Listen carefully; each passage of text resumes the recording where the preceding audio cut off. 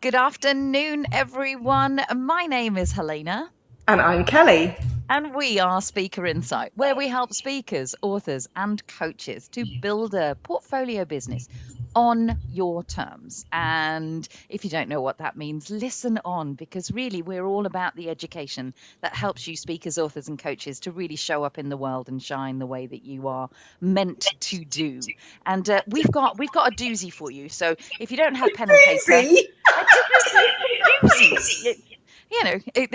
There is a lot going on in this particular one for you. We are today going to be talking all about how to choose and use your primary social media platform. We get asked a whole bunch of questions in our membership, or through the Connection Hub, which Kelly's probably sharing out for you right now.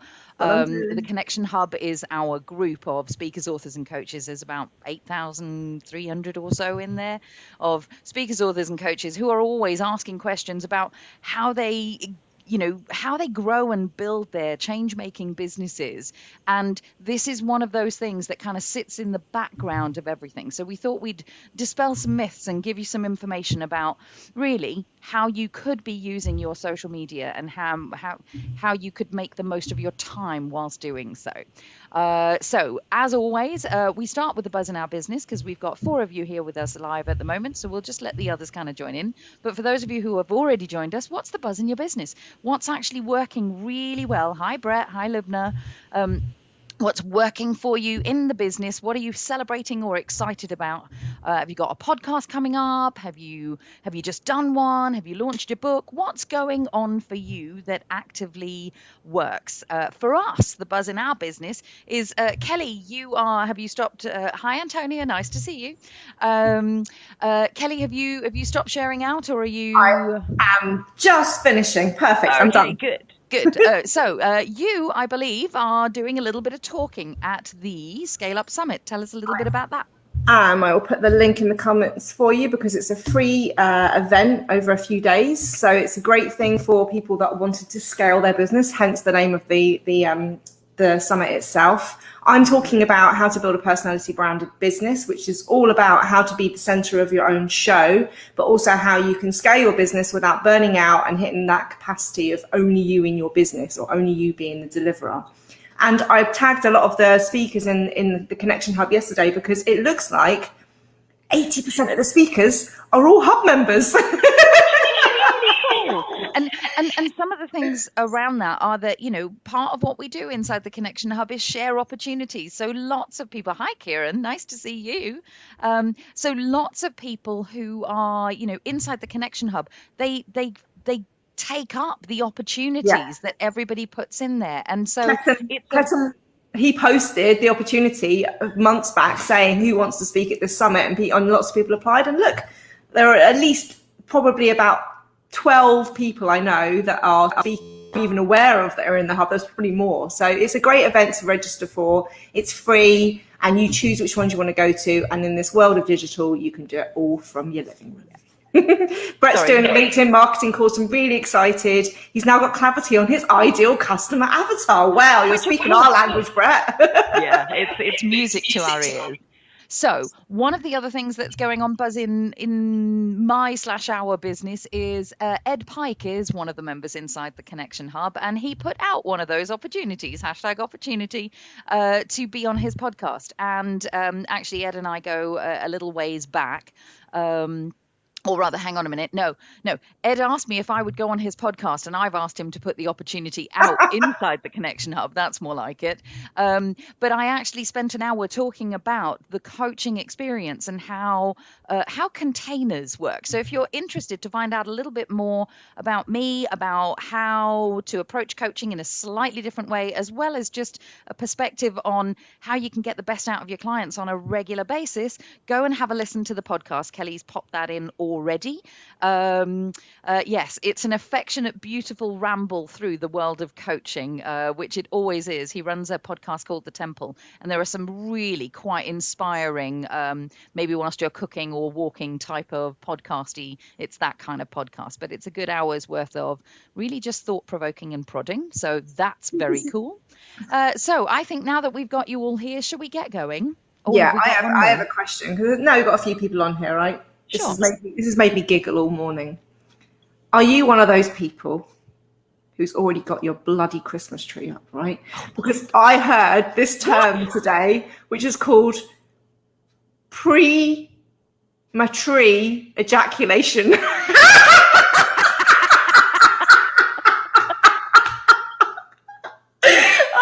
And if you're one of those people that are suffering from that symptom and you've got your tree up before December, slap, slap, slap, slap, slap. I am not impressed. I am so not impressed. Honestly, what? I'm loving your phrase, but what? No. Premature ejaculation. It just is me all morning. It's wrong. Yes, Kieran, no Christmas tree. Let's. Yeah, exactly. Hurrah for that. It doesn't. I know, completely sidetracked. I know. Sorry. Let's get back on track to social media. It doesn't feature. I mean, I admittedly I put some fairy lights up on the staircase, but fairy lights are different. Not Christmas lights. Just pretty ones. I know for a fact that you've got that thing twisted behind you. So. Oh yeah, they're there all year. That's my point. So sort of right. Anyway, so. That aside, let us talk to you about social media platforms and how you choose or use your primary one. And so it may actually be that you've already made your decision. So if you know that you are using a particular one, feel free to share that. But we know that, here's the thing.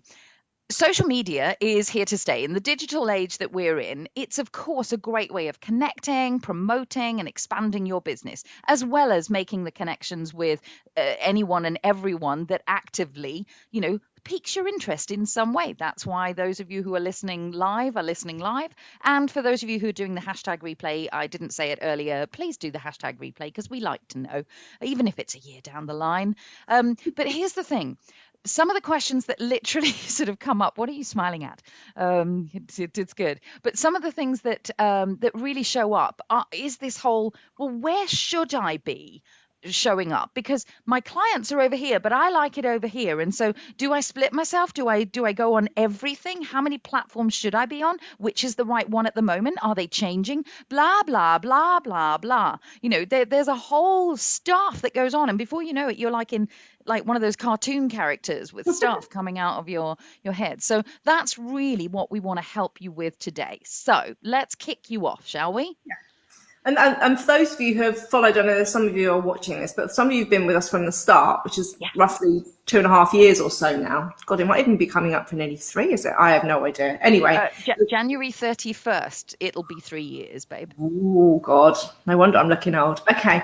So when people that have been with us from the start knew or would have seen that we decided when we first started working together in this company, Speaker Insight, that we wanted to just focus on one primary platform when we started. We were really conscious about saying, look, we don't want to be everywhere and basically be doing social media all the time. We've got a real business to build. We've got so many things to create. We've got the culture to set, the impact to make, that we want to be really streamlined and focused on where we did that, with the intention to start expanding later on once we've made our mark, once we've got our foundations, once we had our tribe. And so we decided that obviously Facebook, because this is where you currently are and where we hang out most of the time, is where we wanted to do that. But there were some questions that we had to ask ourselves that I want to share with you today to help you make sure, whether you're coming into this world of social media and launching a new business, to discover what the primary platform should be, but also even if you've been on social media for a while, to actually ensure where should you be showing up most of the time. And this is normally where you show up live, the comments, the actual Facebook streaming or live LinkedIn Live, where that should be on your primary platform, where you signpost and encourage everybody to come to. You might fish on different platforms, but the streams of that fishing needs to lead into one big pond where you hang out and you nurture and you support those people. So think about it for yourself. Ask yourself these questions along the way, and we'll talk to you about why we chose ours. And then what we're going to get into is looking at the 4 main primary social media platforms for speakers, authors, and coaches, and giving you some advice on how to use their features and making sure you're making the most of those platforms. So Helena, we got some comments coming in. Yeah, so Antonia, so Brett for a start is saying new LinkedIn profile headline, corporate change expert and strategic advisor, helping progressive leaders get unstuck, keynote speaker, author and podcaster. So I love that you've hit a whole bunch of stuff in there, and I think that's really good. So Antonia's question is more based around what you were just talking about. So she said, would you count Pinterest as a primary platform, brackets, even though it acts more like a search engine, or would you recommend focusing on another platform in addition? Okay, so we'll talk about that. Yeah. Oh, go on. We haven't done. I did actually just answer her. Oh, you did a little bit, sort of like, because so let me just contextualize what I've said to Antonia, because I know that a big part of her income stream is actually running an Etsy shop. Oh, and well, so as Pinterest, so that's why. So before you kind of waded in there, I just wanted to contextualize that, because that actually makes a lot of sense, because you use that as your primary platform, and you might use something like Instagram, exactly as Brett's saying, as your secondary. That might be the place that, as Kelly was just saying about where you build community. So listen on, Antonia, and you'll get a sense of why we're saying that.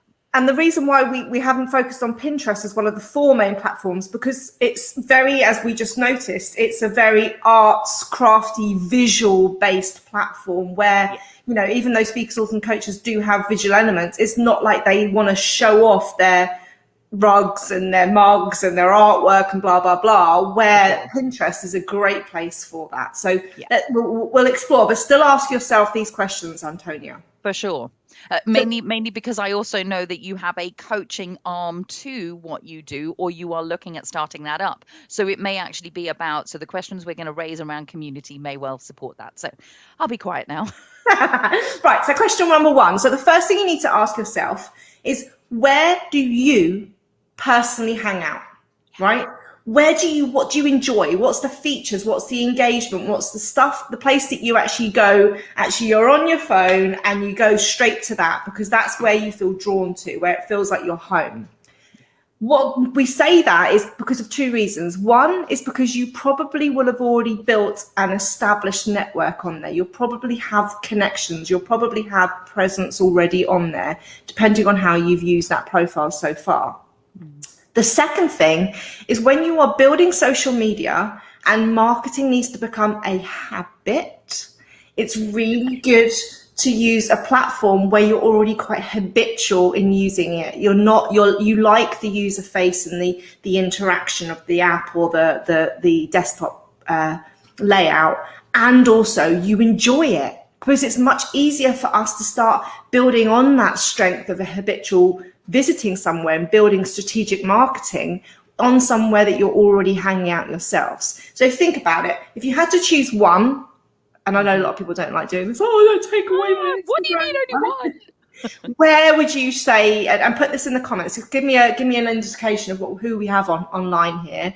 Where's your favorite social media platform for you to hang out? This doesn't need to be for business. It might be your own personal connections, but what do you enjoy as a platform? Because that's going to give you an indication.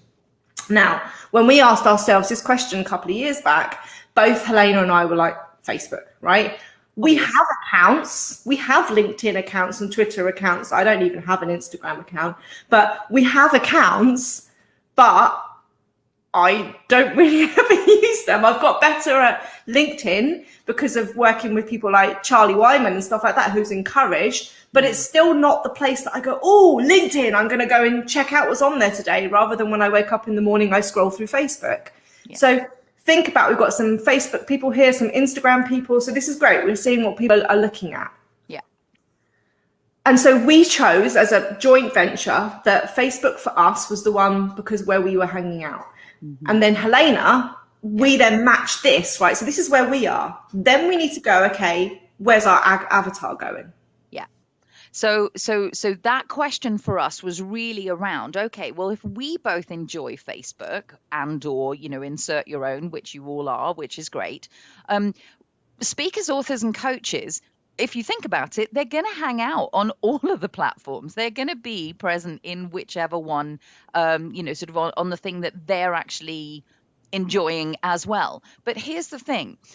how they're using the platform then became our question. We figured that there were enough of our avatar, and that's the question to ask yourself, are there enough speakers, authors, coaches, and or insert your own avatar here on Facebook to make it worth our while making this our primary? And the answer for us was absolutely yes, which then got us thinking about, okay, well, how are they using the platform? And really, when we were doing the research, what showed up more than anything was, and we're both teachers, what drives us is us being able to share advice from the years and years of experience. I won't say how many, that we that we have. But what we saw was they were wanting advice and support inside other Facebook groups. The questions kept on coming. What do I do about this? How do I work that?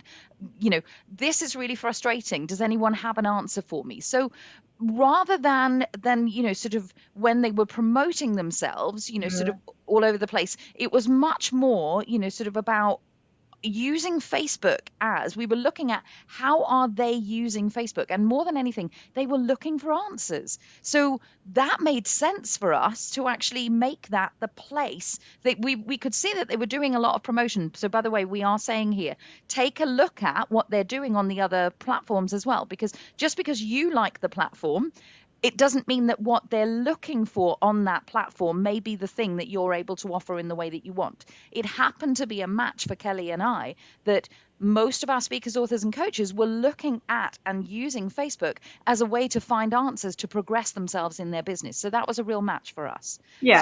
So have a think about that. So you're definitely looking at, where do I most love? And then where does the ideal avatar hang out? And then what are they actually doing on that particular platform, and how are they using it? Because there are speakers, authors, and coaches, let's take LinkedIn, for example, who are on there, right? And what they're on there for, the purpose of them being on LinkedIn is to either find speaking engagements, find people that are taking people on coaching and training opportunities, to make connections and build that in that world, which is basically what Brett's doing the course for LinkedIn, right? To learn those side of things.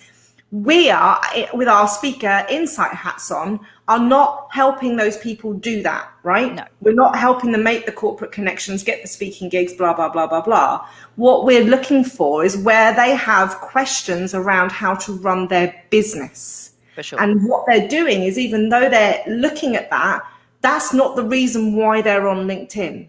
Yeah. That's when we realized that actually there's lots of these coaching groups or places to help speakers get speaker gigs, and they were actually asking for advice on how they should be running their business in order to achieve that. And that's where we realized that Facebook was our platform. Yeah. And so Brett's actually saying that in the past, what he was doing was he was using Twitter and LinkedIn before focusing solely on LinkedIn. He says he still uses Twitter as a secondary platform, and that's definitely something that we recommend, to have something in the bag. But he also says, I tend to avoid most social media as dubious about big data knowing too much about me/us, too much information in the hands of the few. But that he's also now thinking, as a result of what that kind of hears. Also, maybe I should look at Instagram too. Don't know what Goog means. So that's obviously the little typo that kind of came in there. So, but yeah. Yeah. So just think about that. Well, you need to think about, where does your avatar hang out? Because if you're on one place and your avatar just won't go anywhere near that, then there's a mismatch. We can't do this for being, it's going to be great for me, because you're not going to sell any business and you're not going to make an impact. And you'll get really disheartened and you'll give up on it, and all sorts of other horrible stuff will happen. So it has to be a match, as Kelly's saying. It has to be a match. So we need to see that. And you might go, they're on all of them. So then go for the one that is your primary and say, okay, I enjoy this the most. They're on here, match. Yeah. Second thing, which might also determine this, is thinking about the functionality of the platform, and then what you want the social media platform to do for you. Okay. So we had a list. We had, I'm not going to say a Christmas list. We had a shopping list of what we wanted our primary platform to do, because it was basically where we were going to invest a lot of our time, money, and focus. So it needed to give us the features and the abilities back that we wanted. Yeah. The key things is that we wanted to create a community. It was so important. The Connection Hub for us was the be all and end all. Before we even knew what products and services that we really were going to create, this was where we hung out, and we actually built this understanding of you guys and a culture and a network and a community. So we wanted this open group that had the facility to be able to do that. Yeah. We also wanted the ability to live stream, because Helena said we're both teachers. Yeah, so we wanted a platform that allowed us to go live. And remember, going back 3 years, LinkedIn Live wasn't about then. Insta stories weren't about then, right? This has all happened in such a short space of time. Yeah. So really, Facebook for us, for doing groups, for doing free live trainings, and we had a membership from early on. We wanted to make sure we had a closed community as well as an open community. For sure. Now, we know that LinkedIn groups are optional. They're not that productive. I'm in one LinkedIn group that's actually quite good, but most of the feeling around LinkedIn groups is that they don't really have the same engagement features, functionalities as Facebook groups. I think you've just actually said the word there without knowing or thinking about it. They don't have the same feeling. And I think one of the things about Facebook that certainly for us, was part of the importance around the Connection Hub was we wanted to create a feeling of a community where people can have longer discussions and are coming at it from a perspective of curiosity and really asking their questions. So I think some of and like you, I'm in, I think maybe 2 groups on LinkedIn where it sort of makes sense for me to actually be there and where I feel a little bit more connected in that way. But a lot of them on there maybe aren't as able to create that feeling of connection in there. Yeah, and just like that Brett says, LinkedIn trainers are using Facebook to do that, to then teach them how to use LinkedIn, which, and we see that with a couple of our LinkedIn trainers in the Connection Hub. And thanks, Kieran. That's good to hear that we are different in the hub. we take that on. So think this is really important. So rather than just, you've got, where do you enjoy? Where do your avatar hang out? And this is the thing. What are you going to use social media for? What are the features, functionality that it needs to be able to deliver and offer you and grow with you, so that you don't have to do, I have to do lives here and groups here and posts here and shops here. Too much. So here's the thing. Once you've chosen on the back of that, and do a little bit of mulling, don't just choose, do the research. We're big fans of, it doesn't mean you have to do a lot of it, but we are big fans of choosing for a good reason. But once you've chosen, then you've got a little bit of doing some more research around, your platform. What can it actually do that you might know and have chosen it on the back of what you've seen it can do? But this is the time, like anything, sort of like, this is going to come back to that whole, when the Christmas thing happens and you get something new.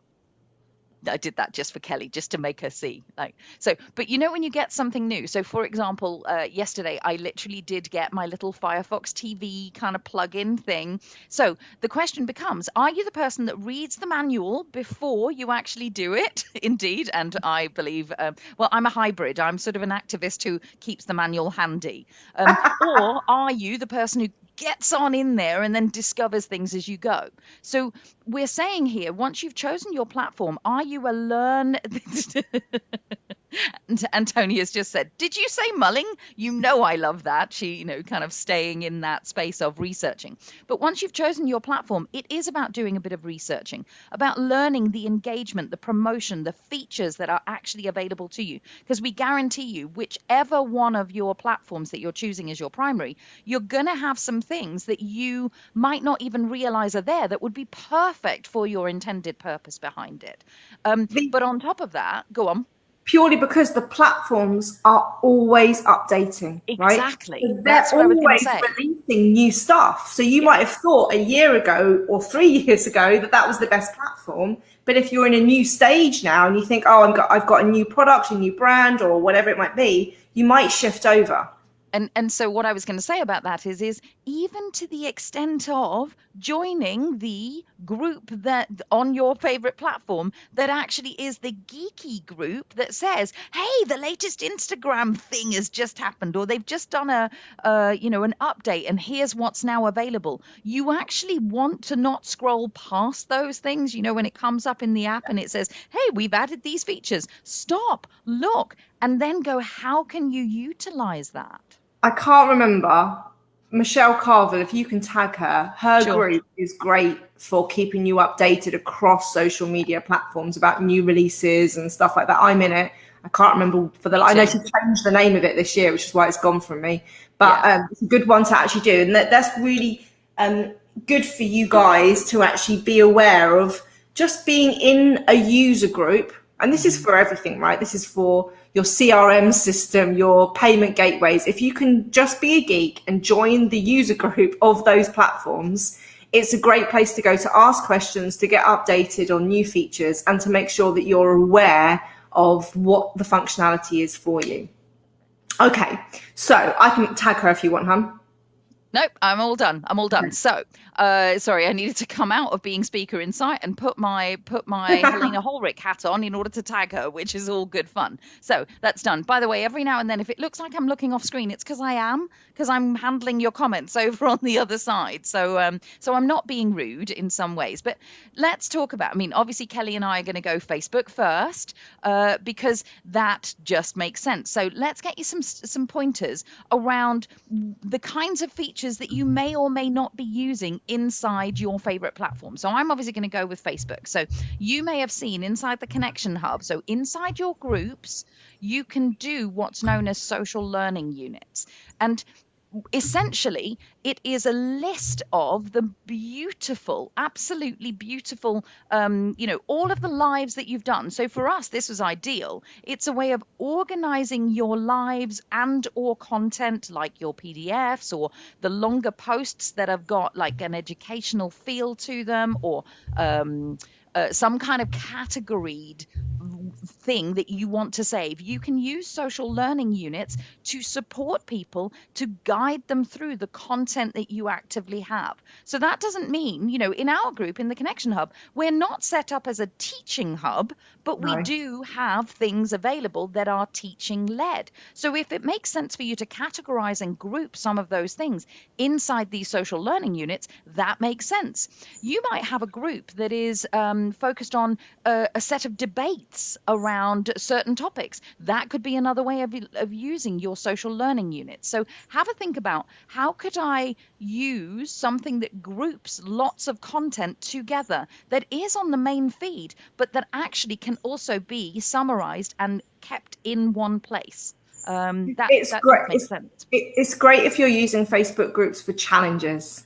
Because then you can categorize the challenge information for them to go through on a daily basis and things like that. So this is when we say making the list of what do you want your social media platform to be able to do. Lots of people use Facebook to run their Facebook challenges, even though they're LinkedIn trainers. Yeah, for sure. Because it works so much better on Facebook than it does on LinkedIn. So these are all the things we need to think about. And so by that flip side, so there's the you thinking up what you might like it to do, but there's also you paying attention to what the features are and going, hey, how could I use that? So asking my favorite question around what else is possible. So now that I know that it has these features, what else is possible, right? So some of the other features. So in Facebook, you also have that distinction that we make all the time. Your page is your stage, your group is your after party. So what we mean by that is that, how are you going to utilize your page? What are you going to make your page on Facebook all about?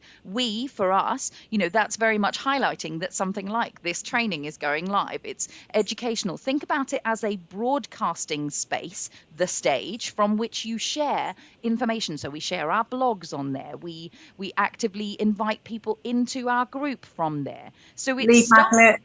Exactly. It's stuff that really invites people to understand a little bit more about what it's like to be a speaker, author, coach. But inside the group, inside the Connection Hub, that's where the conversations take place. That's where the interaction is actually set up. And we purposely have set it up in that way through the different hashtags. So here comes another thing that you could use through the different hashtags and topics that you can actually set up within your group. So rather than using the social learning units, maybe that's a little bit too much for you, but you can also, inside your groups, you can certainly add topics to them by hashtag opportunity, hashtag call out, hashtag, you name it. We pretty much have a hashtag that guides people through to being able to, if you've never looked at this feature, on the right hand side of your feed, you will see a little summary up at the top in any group if they're using, because you can turn these off and on, so you don't have to have them. But if they've got them turned on, you can click on any one of them and all the opportunities will come up for you, or all the call outs will come up for you, all the introductions, etc. will come up. That's really useful, or could be really useful. And you may need to remind your members that this is available and that they can do this in exactly the way that we're doing right now. So that's definitely some of it. Another thing is the Facebook badges. How many of you here have a Facebook badge of some kind? Maybe, the new member is kind of a done deal whenever you join up something new. But visual storytellers, those types of things. We've got I like top fan, rising stars, all these types of badges. People have, and you'll see it. Don't get confused with badges. The badges are specific to the group that you're in. You might be a rising star in our group and a visual storyteller in somebody else's group. You'll see the little badge that comes up to your name every next time when you post in a group. And I'm just going to highlight the fact that we've put a link in here to a training that we've done called Facebook Hacks to Increase Your Influence and Impact. There is another Facebook training in our social learning units around badges and things like that. So check out any of our Facebook trainings to learn more about these features. We're not going to go into all of Facebook's features because that wouldn't have time, but we're highlighting some of these. So the other thing around that, and two of the areas that a lot of people don't necessarily delve into because it feels like it's too hard, might be just to look at the insights on a regular basis, on a weekly basis. We really invite you to look at the insights, a little bit like Brett was just saying. Big data knows an awful lot about us. I'm like saying, oh, here we go, thanks Michelle, that's very kind. It's the online. Can you put a link in, Michelle, to your online? Yeah, that'd be great. Thank you. Thank you. Looking at the stats, you'll get stats for both your page and your group. So that's going to help you understand your avatar even more. What are they actually looking at? What are they requiring and needing? You'll begin to see the trends. What time do they like to, see what they're doing? When is it most active, et cetera, et cetera. And that, of course, then helps you with things like Facebook ads and actually retargeting people who are coming through to them. Maybe you have got a campaign to invite people into your group. That's going to really help along those lines. One of the simplest things that you can do, which you may or may not know about, is your page absolutely drives people through to your group. And one of the best ways of doing that is on your page where the banner is, just below it, you can change the button to be anything you want it to be. You could have it go through to your WhatsApp if you wanted to, through to your website, but we really recommend, because you want to build the community and you want to find out, that it goes through to your group. So there's a whole bunch of stuff that you can do in Facebook. Go learn more. And the other thing with looking at the insights, and this is one of the ways that even people that haven't got Facebook as their primary platform, is for Facebook ads and retargeting, right? For sure. When you're using it as a primary platform, the amount of data has more than Google, right? So when you're actually got successful lead funnels and magnets and understanding where your traffic's coming from, then you can actually start to pay to play to basically then have people then have retargeting adverts and learn a lot about your avatar through Facebook ads. So Facebook ads is like one of the, it's a gold mine, and it's also very frustrating that they know so much about it. There is definitely some of that. I will just say, sort of organic growth only gets you so far. You have to run a pretty special group, she says, applauding ourselves. We haven't spent a penny on Facebook ads yet. So we've got, yet, and that's coming. So don't get us wrong, we will absolutely be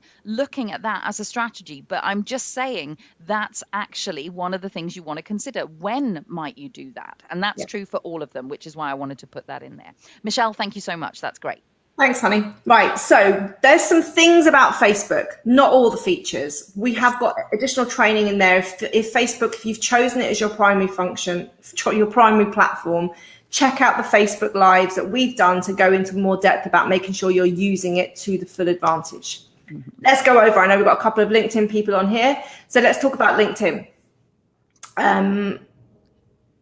Michelle saying you'll love our live. Oh my God, I watched this. So she says you'd love the last live on 10 mistakes you're probably already making on Facebook. I know our agency were making 50% of them. Wow. I actually watched this and I took notes. So Kelly, wait for it. Awesome. Yeah, if you've got a link directly to that training, then put it in, Michelle. That sounds great. Okay, I'll watch that.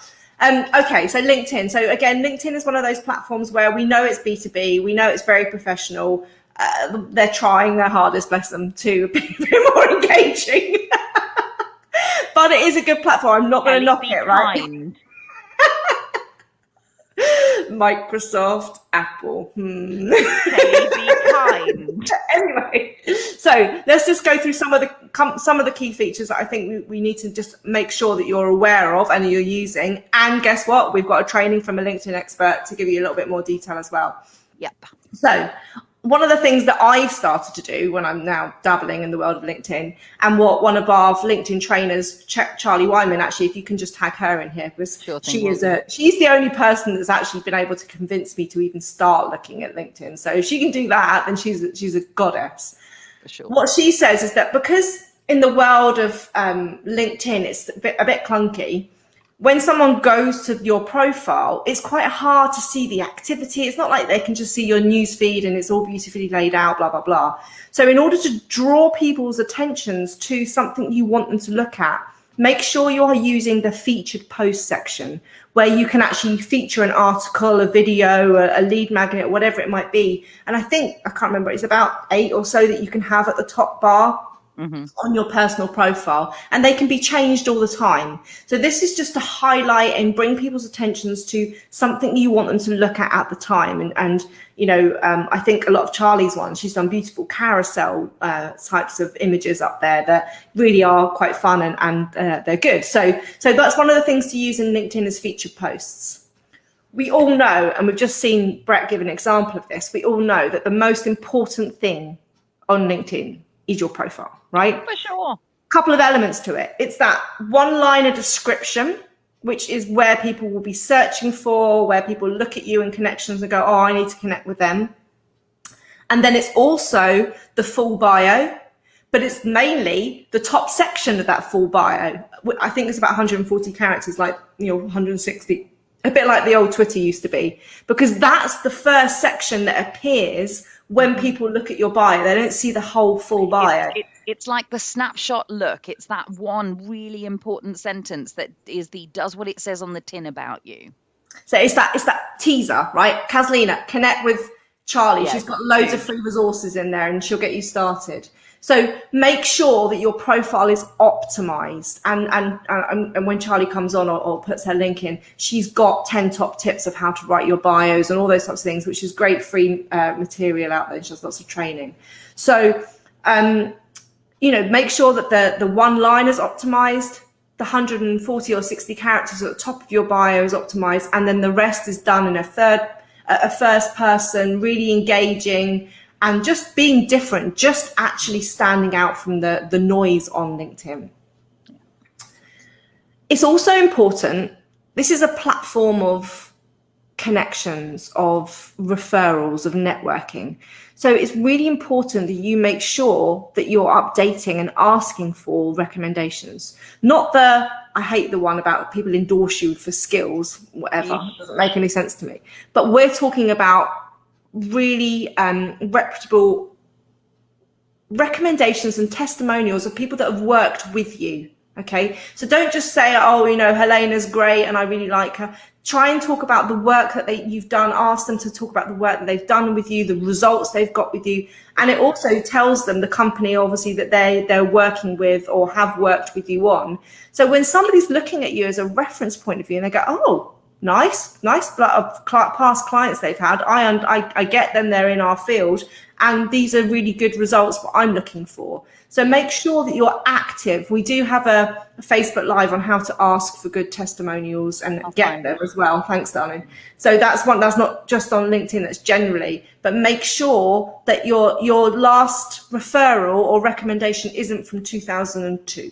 Okay? We want to make sure that you're up to date, that you're constantly working with people and people are going, this person's great. Yeah. For sure. You do have the feature on LinkedIn of having your personal profile where most people will interact because it is a networking site, and you have the opportunity to put your company profile in there. Make sure on Facebook, on Facebook, because I'm just defaulting on that. Make sure on LinkedIn that when you put where you're working, that your current job or your past job, that you're creating a company page for that.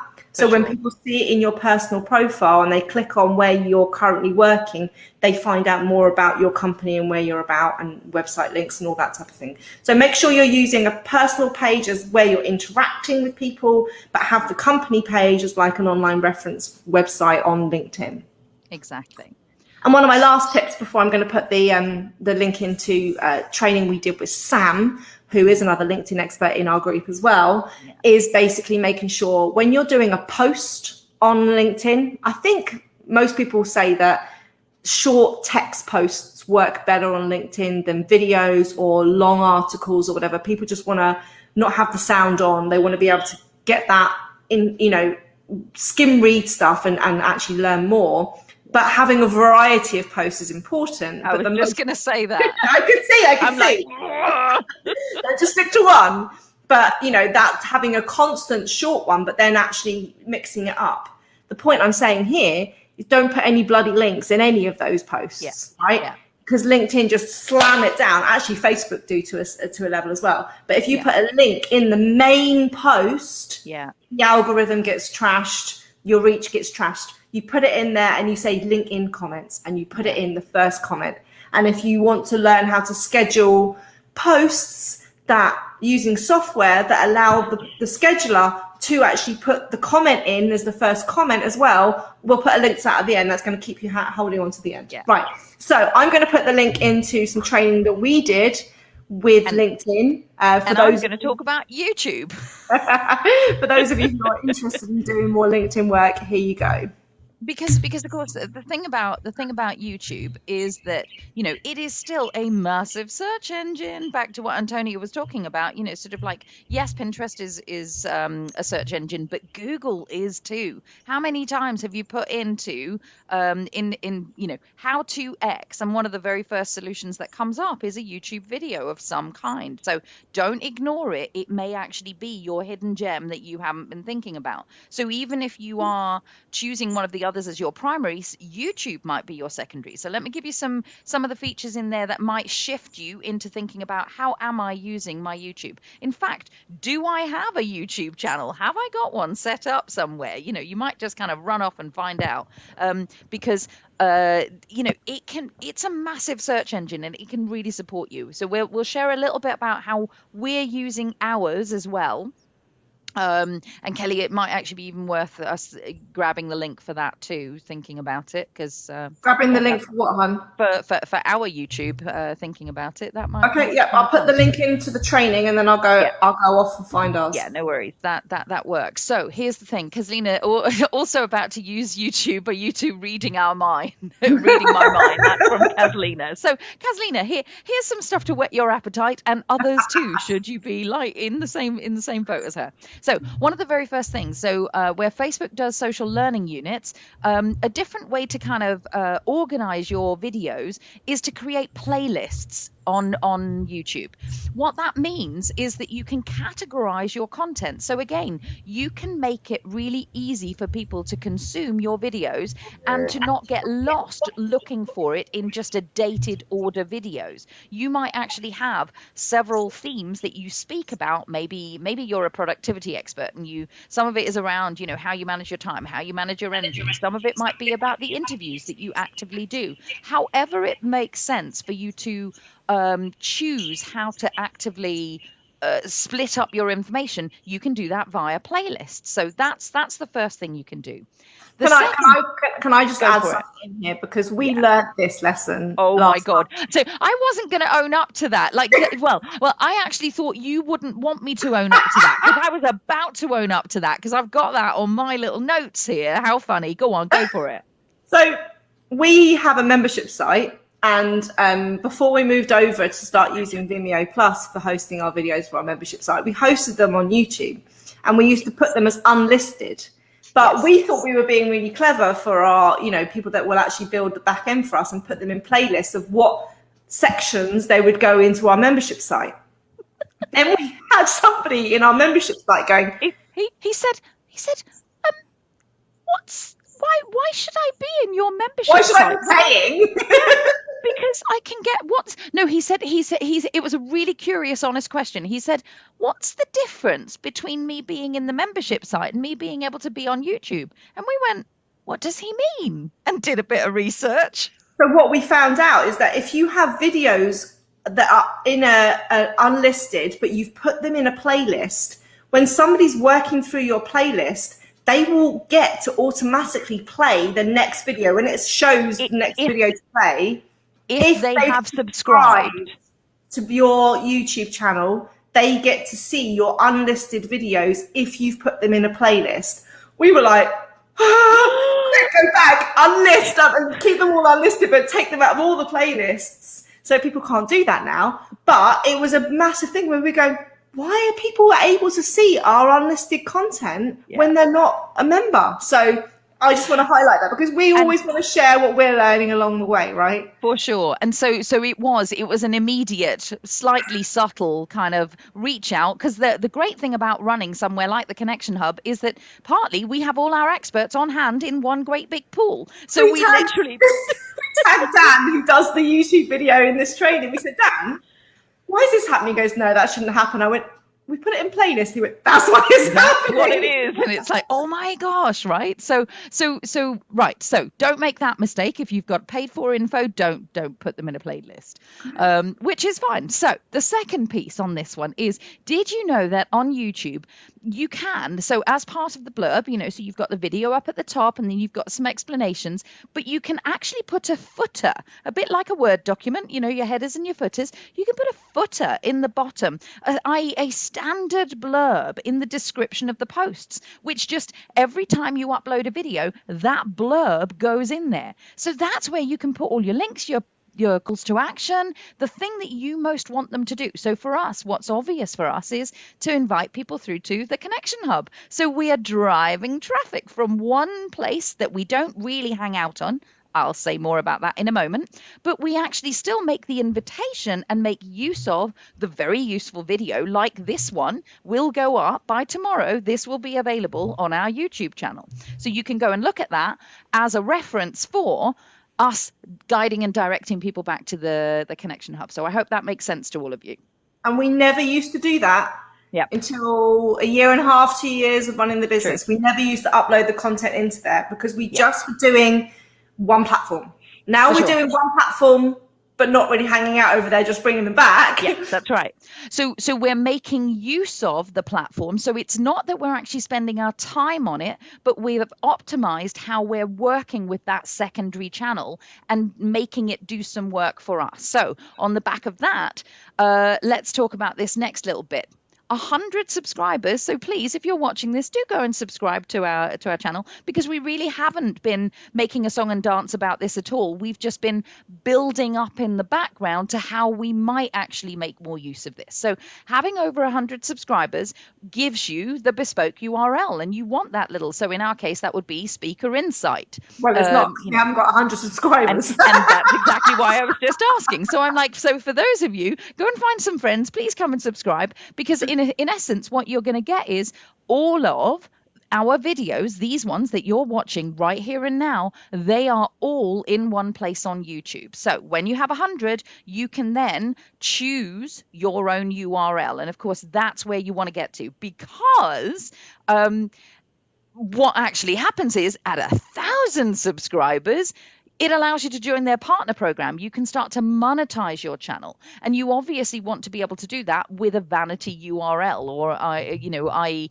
a named group that is your group. Now, one of the things that's going to help you do that is you can also on YouTube, you can set, and most people don't because they don't know about it, you can set your feature or welcome video. So you can set a feature video that is the first thing that people see when they come to your channel. That's a really important thing, because first impressions are lasting impressions. So what might people experience there? And again, we would suggest that if you have a good intro video that works across the board, by all means share that. But think about it. Different people come to different channels for different things. So is the welcome video that you have for your Facebook a good one to feature as your YouTube? Or, thank you very much, Kieran, or is it actually that you do something specific so that you tell people, we don't hang out. So in Kelly's and my case, we don't hang out a lot here, but you can, by all means, please access, if you're a speaker, author, coach, all the training videos that we've actually done. So we've made them available for you here. So we hope you get that distinction. So you are welcoming people in and having that as your feature. And so just to highlight that we're still not fully using YouTube, because we turned comments off. Yeah. All of our videos are not, you're not able to comment on them, because we don't want to be on there having to manage conversations, which is why we use the footer that Helena says to say, come back to the Connection Hub to ask your questions. So we're fishing in the pool, but we're not actually showing up there, which is what we say about primary platform. Where are you spending your energy, your time, your focus, and where are the conversations happening? For sure. So thanks again, Kieran. Yeah. So the last one, I think Instagram was the second most popular when people were saying what their primary platform is. Right. And one of the things that's great is if you are using Facebook, is that Facebook in their business manager now, you can manage your Insta and your Facebook from one account. So actually it makes it a lot easier to do that, which is why I'm thinking maybe it's time to get an Instagram account. We'll see. So there are a couple of things that Instagram is renowned for, and that you need to be using it from a feature point of view. Insta is probably hashtag central, right? Mm-hmm. So you really need to understand your own personal hashtag strategy. You need to be using hashtags to understand trending topics and content, and then also people that you want as influencers to be, part of your world and use that. I'm going to put a link into a live that we did with Estelle on building an Instagram following, but I'm also going to ask Helena to be a wonderful woman and actually find our hashtag training that we did with Michelle, who's been briefly posted in here, because if you don't know how to do hashtags and you actually have no clue what to do about them, then Michelle's training that we did, a couple of years ago, it was like number 42 or something. So she just knows them all. It's number 37. So somewhere in the first 18 months. Bless you, Livna. Thank you. And Kieran's saying this is useful, as many coaches that coaches say you need to be here, there, and everywhere, and you need to divide yourself into. We don't do cookie cutters, lovely. We also only teach what we do. Because we can't say this works. We can't say you can build a 8,500 group and have the impact and monetize it and blah blah blah if we're doing it a different way to what we're saying. For sure. Of course, there are people out there that I don't know how they run a business, because they are everywhere all of the time, and either they're not themselves and they've got lots of people being their voice, or they just don't do much work. But we want to make sure that this is about on your terms. We always talk about running the business on your terms, and we want to make sure that you make the decision for you. So Instagram, have you got a hashtag strategy? What are your core hashtags? How do you find out what's trending? How do you use it to your advantage? How do you get part of influencer conversations using a hashtag strategy? Check out the training in there. We've also had, as I said, which wasn't available when we first started, is IGTV, Instagram TV. And you can actually, in there now, you can host videos up to an hour long. So this is great, because before, when Insta stories and stuff came out, the videos were always really short. IGTV, Kelly and I can't teach in 60 seconds. What are we doing that time? But anyway, so and that's another thing, right? If you're a quick 60-second person, this is your platform, right? Because I think Facebook likes videos 10 minutes plus. LinkedIn likes videos, Charlie's going to correct me, but it's somewhere around 5 or 6 minutes is its ideal. Insta stories, 60 seconds. So again, this is what we're saying. Features, what's the best platform for you at this moment? And so bear in mind that that's going to actually shift and change, right? Yeah. Good. So Instagram, when you use, whether it's Instagram TV, whether it's Insta Live, which they have now, you can live stream, or whether it's the short Insta stories, people are using Instagram. And again, tell us the Insta fans here, it's that we're not going to sit here for an hour and watch a live stream. I want short, sharp, get to the point, inspire me, move me on, motivate me, that type of thing, rather than a deep dive teach like this. Sure. So that's the way that people will use that platform is very different. It's, in my opinion, much a younger, fresher energy on Instagram than it is on Facebook. Yeah. Ian, I don't want to know if you're a 60-second person. Moving on swiftly. Okay, now this is for another thing which is really useful for those of you who are speakers, authors, and coaches, but you're actually where you're based is actually really important. So you geographically, you might be a physiotherapist in Brixton, and that's actually what you want to be known for search engine optimization and for also where your branding and everything is. Then I would highly encourage you to use Instagram for geo tagging. Right? Because that's one of the things that you can do for posts in Instagram is geotag the location so that you are showing up as the person or as the content or as the influencer in that geographical location for what you do. And when people are searching for physiotherapist in Brixton, you're going to show up with tons of content that is tagged with that geotagging. So I can't talk much authority on Instagram because I don't even have an account. But Estelle, oh my God, Queen of Insta. I don't even know how many hundreds of millions of thousands of people she has in her group now, because it was about a year or so ago that we interviewed her. But she runs Mums in Business Association. And this live will tell you how to use Insta, and you know she's an absolute star. Just for info, she actually has a really brilliant, tiny little introduction to Insta course that is really good. As well as for those of you who like a paper version, she even has some Instagram planners available for you. So there's all sorts of really cool stuff that goes on in there. So here's the thing. When you've built your following and you've got the content and the rhythm, and you know Kelly and I are really, really hot on all of you not letting social media take over your actual life. It's more about how do you organize it so that you are able to certainly have the interaction that you want, show up in the way that you want, be seen how you're wanting. You're generating a lot of content on that particular primary platform, maybe even on the secondary one. But what you're going to be doing is the important thing here is exactly what Kelly was saying about, you know, our YouTube, is to repurpose the content across to the other platforms. Now, there are some specifics that you can do. So again, we're going to give you some of the examples. Kelly just used the example of our YouTube channel. You know, we don't turn on the comments, but we do direct people through. I've got one that, you know, sort of that Kelly doesn't actually necessarily know about.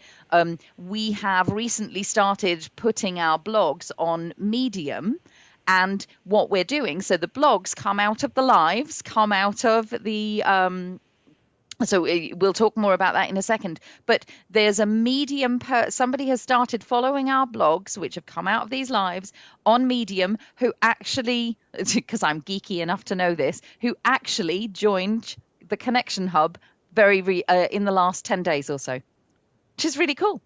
So in essence, I'm waiting for the bit of what I don't know. I don't know that person's joined, but I know that we do our blogs on Medium. Yeah. No, you definitely don't. But what I'm saying is the repurposing of your content means that you are fishing in other pools that actively are then ending up back where you want them to end up on your primary channel. And that's actually the piece that for me was just a yay, it's working. So it's like turning taps on, the way in which you then start to repurpose from your primary platform. So what we're saying here when we talk about repurposing is you do stuff live. So our live element is this Facebook Live that we do every Tuesday at 1 p.m.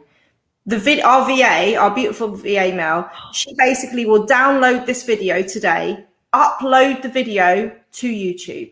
Yeah. She uses, I'm going to put this in here. We use transcription software, free transcription software called Otter.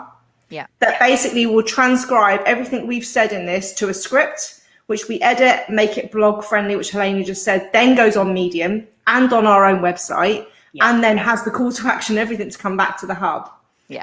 And those also with the elements of what's been taken from the blog and also the audio from this, you can purely strip the audio out and put that as a podcast. Or what we've done in the last few weeks have basically taken the script from the blogs and then re-recorded a bespoke audio from the pre-written script to create our podcast. So we've just finished the whole first series of our podcasts. Thanks, Lena. Which will be launched next year in January. So what we're getting here is we're serving you on Facebook. The content's going out to be search engine optimized on YouTube. It's on Medium, which is a whole new audience of people that are looking for content with our keywords in our blogs. We're looking at people who don't want to watch videos because they're in the car, they're cooking dinner when they're listening to us. They want audio. So we've got a podcast version.